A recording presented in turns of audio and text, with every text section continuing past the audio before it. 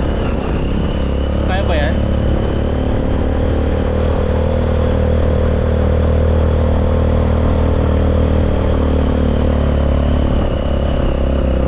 May tarik.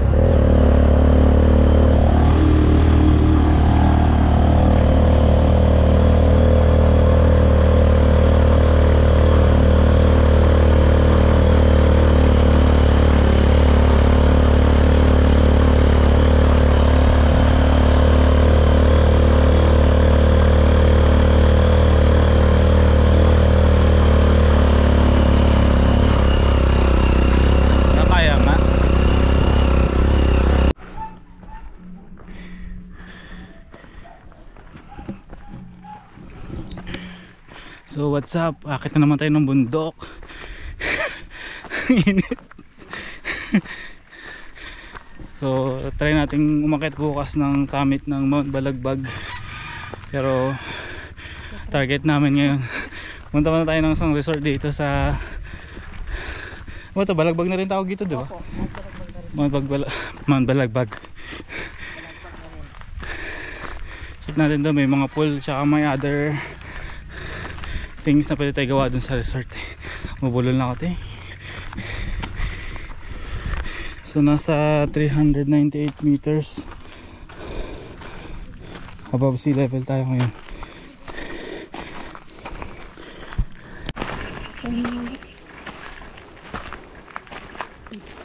Init. Sarap mag-hike no habang mainit.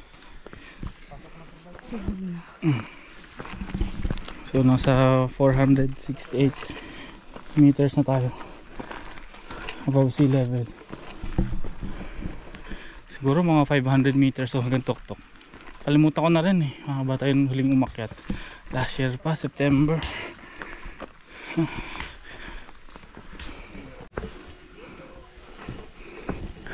Uy, grabe.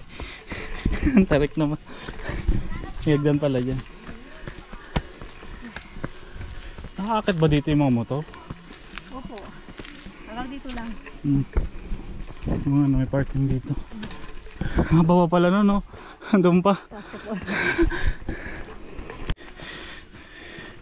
Madali ata yung ano natin. Semana Santa.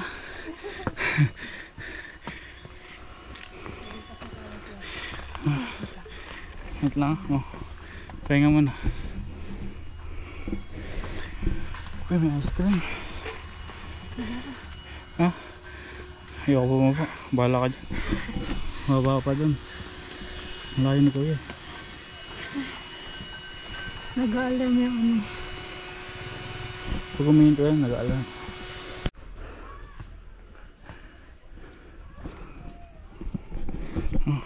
Beginning na raw ng ano, adventure. Kaya na pa kami nag-adventure Beginning pa lang pala. Lagyan na.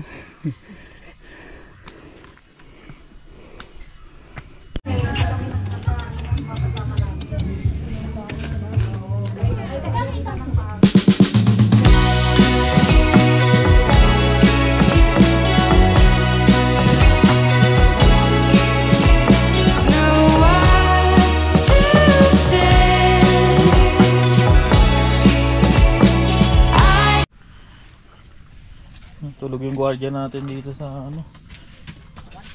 So ito pala yung nabook nating ano. Sarado pa. Wait lang. Nakalock pala. Nakalock pala. So ito yung binook nating triangle house.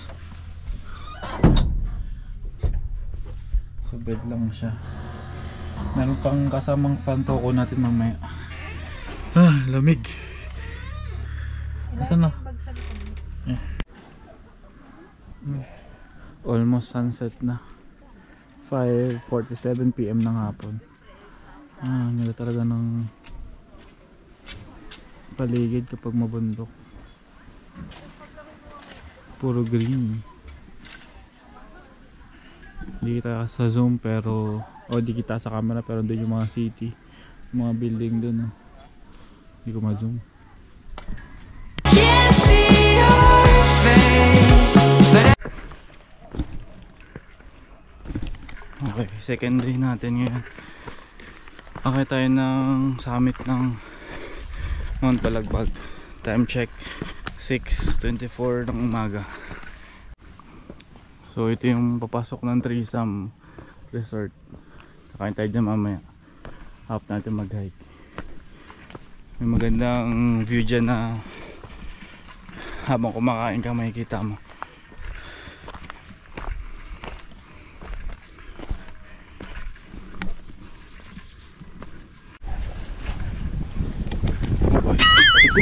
Nauntog pa ako.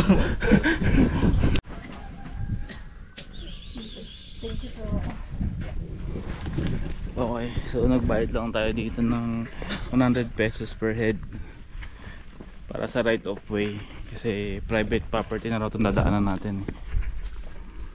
Nadaanan ng sunrise, oh.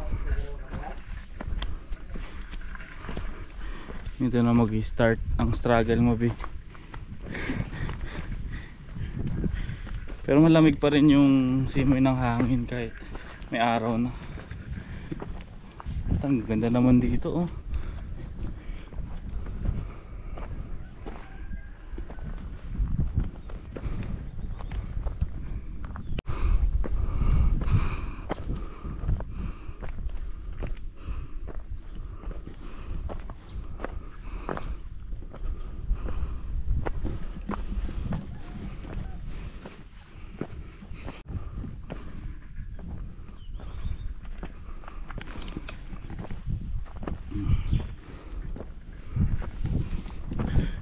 Kung akit pala kayo dito, much better na mag overnight na lang kayo tapos kinabukasan kayo mag hike. Lagi yung ginagawa namin ngayon, alas may pahinga kayo. Tsaka sobrang init din kapag nag hike kayo ng tanghali dito. Much better talaga kung umaga.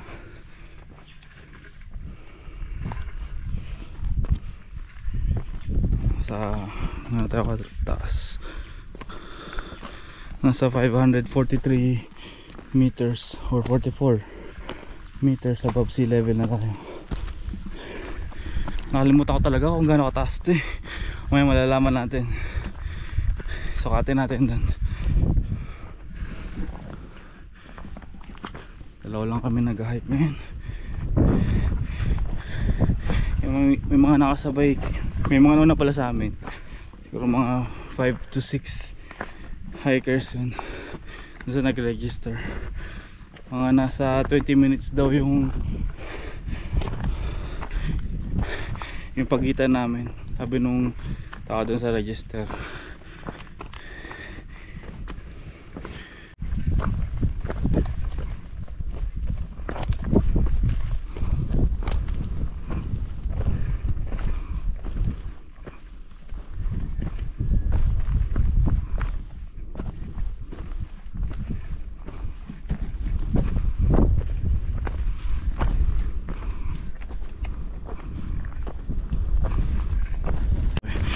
Dito na tayo sa nagsasaliwang daan.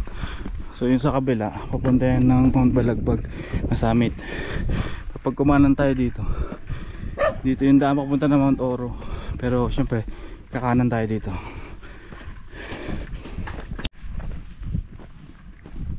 Kakalagpas lang natin dun sa may pinaghiwalay na daan. Nasa 613 meters above sea level na tayo. Kasi ganda lang sa likod, oh.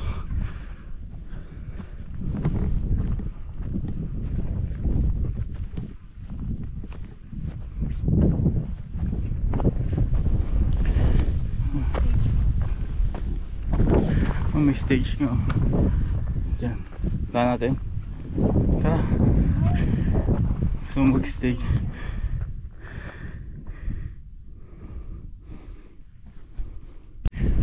Puti talaga di umulan kagabi kasi hirap to. Maputik-putik dito pag umuulan, eh. Tsaka sakto talaga pag summer pag pumunta pala dito. Ano? Ano yung goal mo? 400 steps, 4,000 steps. Tara, babaan tayo. Tapos na pala yung goal mo, eh.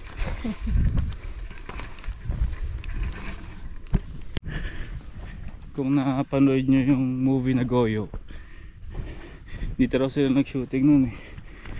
yung nagkakaroon na raw ng gera between sa mga Pilipino tsaka sa Amerikano. Yung mga top na yan ginawa nilang shooting ground sa taas.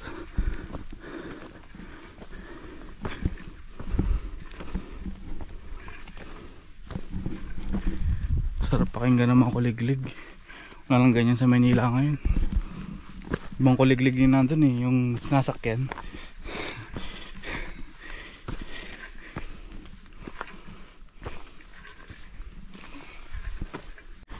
Okay, ito na yung ano natin,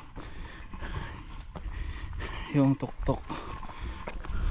May nagcamp pala sa taas eh. Yun pala yung 4 wheels na nakita ko.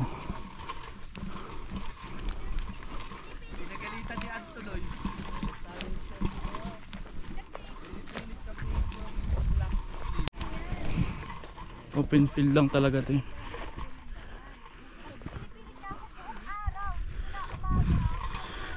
Ano ba? Uwi na tayo? So nasa 749 meters above sea level to. Pumunta man tayo sa may Tatlong Cruz. Huli natin inakyat to, hindi natin napuntahan yun dahil sobrang kapal ng fog.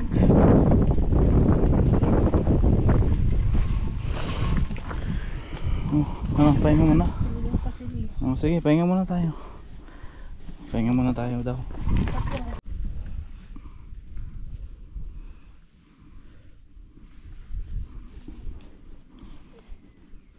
Sarap dito. Tara mo nagbebenta ng halo-halo. Gusto ko yung aakyat ka. Pagod ka na, diba? Tapos pababa, pagsisipline na lang. Wala, gulong lang meron dito.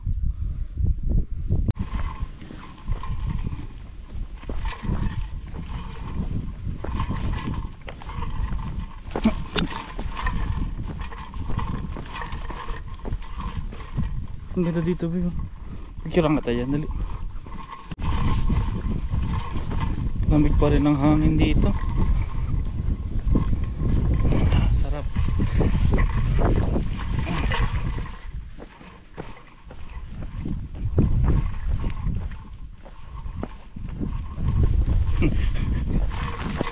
Huwag mo kainin yung damo.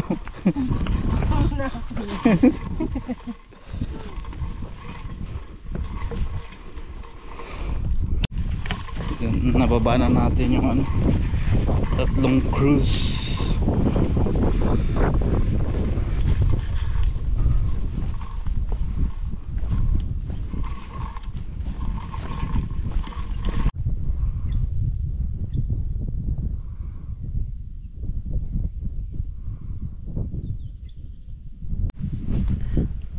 Sabi nila nung pumunta kami nung ano, January dito, no, September pala, last year, ginagamit to ng pang-procession pag mahal na araw. Yung mga nakita rin ako dito nagtitirik ng kandila, yung ano, kandila dito eh.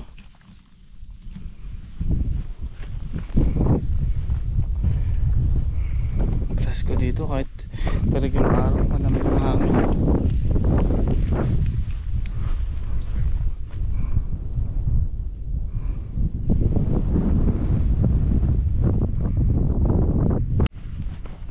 Tayo natin dumaan dito. Dumaan kanina yung isang tour guide eh. Sundan lang natin. Hindi pa tayo nakadaan dito eh, pero check natin. Maluligaw talaga tayo. Basta ang goal natin mapunta tayo dun. May kaliwa na yan. Tsaka makababa dito. Mga established naman yung trail eh.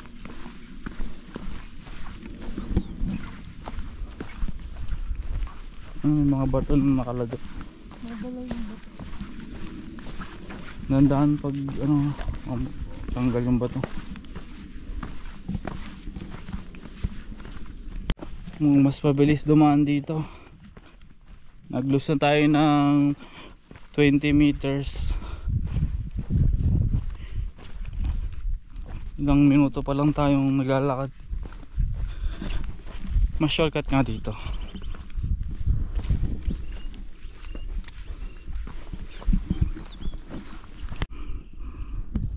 Kaya pa dito. Ito na tayo. Kung tayo umuwi naman nila.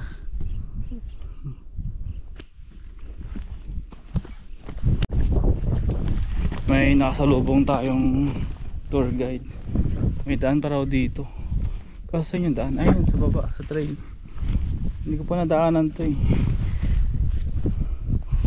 Oh, nandahan. Parang traverse pababa. Papunta ng camp. Kasi may mga sundalo kanina. Ano din ano nila, isa lang din. Oh, hindi yun. Yung may nakita tayong parang ano doon kanina. Parang pakanan habang umaakit tayo. Doon siguro yun. Hindi natin yung hirap din.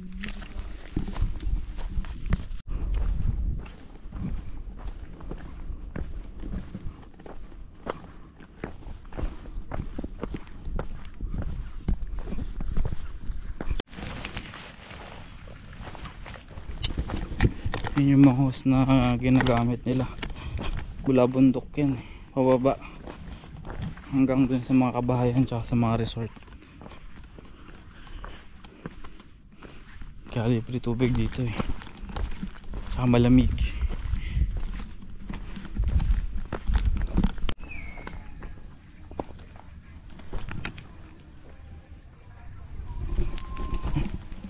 Punta mo tayo sa Trisam, kakain lang tayo. Sarap yung mga silog nila dito eh.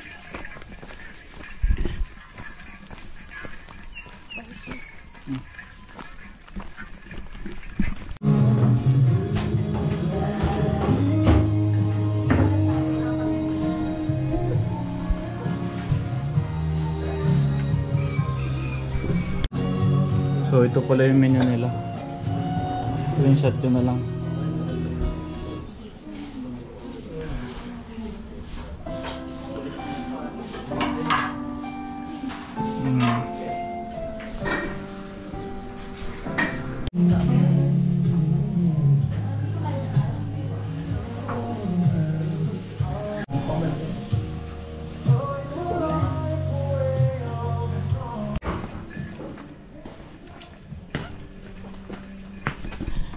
Kita mga aso. So katapos natin kumain, nakaba na tayo. Ay, ito pala yung unggoy na nakita natin nakaraan, no?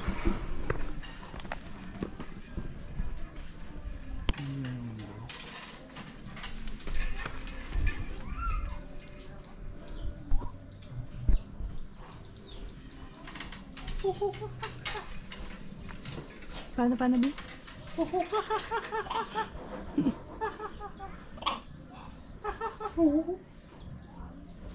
Paano?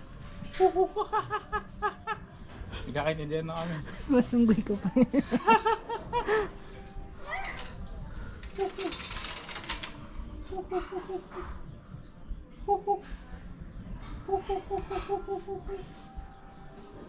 Ano sabi, Bi?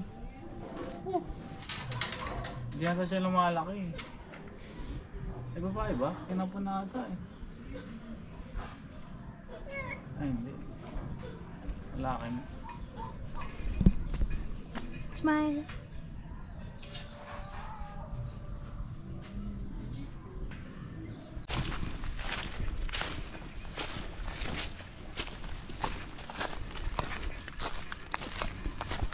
Lakas mga Korean novela dito, Bi. Yung mga tuyong dahon.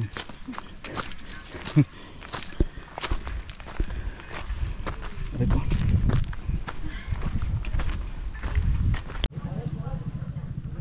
So yan pala yung Queen Bee. Ito lang yung Black Rock. Magkatabi lang sila. Yun tayo nung nakaraan sa Queen Bee noong January.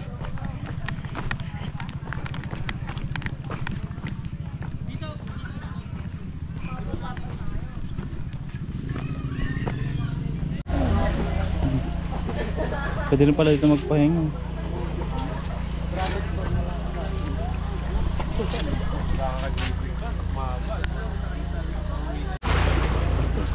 Ligo na, Bi. Talon, talon. Talon. Lamig na? Meron din pala sila ditong farm ng dragon fruit. Wala dito. Hanggang doon sa baba. Kaso nga lang wala pang... Aray ko. Tignan ako madulas na. Wala pang bunga. Sayang di tayo nakabili. Wala tayo nakakuha. Kikrave pa naman ako sa fresh na dragon fruit. Hindi na naman ako kasya dito sa spiral na to. Aray ko.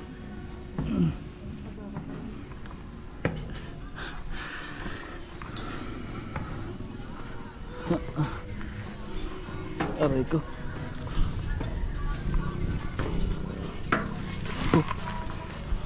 Bago tayo bumaba, tambay ulit tayo dito sa may second floor na halo-halo. Ang pangalan ulit ng store na nakalimutan ko. Umay check natin sa baba. Ang init. Ito yung masarap sa halo-halo eh. May langka. Tapos may banana.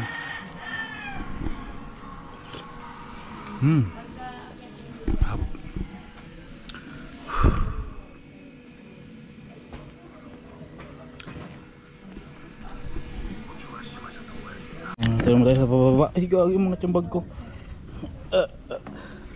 Maangat. Sumabit. Sumabit eh. Ano tayo bababa dito? Aray ko.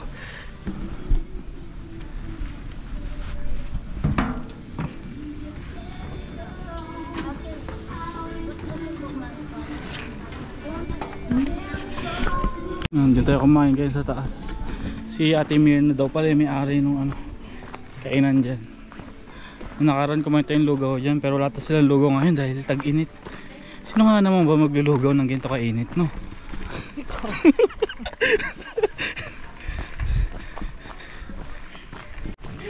Kung pupunta pala kayo ng Black Rock, walang saksakan ng mga charger dun sa mga tea house nila. Kaya magdala kayo ng power banks. Pero nag-offer naman sila ng ano, charging, 20 pesos daw per full charge. Time check 3:55 ng hapon. Hindi na lang, makakauwi na kami. Pagbaba lang dito, sasakay tayong tricycle. Ay hindi pala, jeep na. Papunta ng Star Mall, San Jose. Doon tayo sakay ng bus pa uwi. Kung nagustuhan nyo tong video na to, click like and subscribe. Tsaka comment nyo na rin kung ano mga nagustuhan nyo. Bye bye. Ano bi? Kaya pa?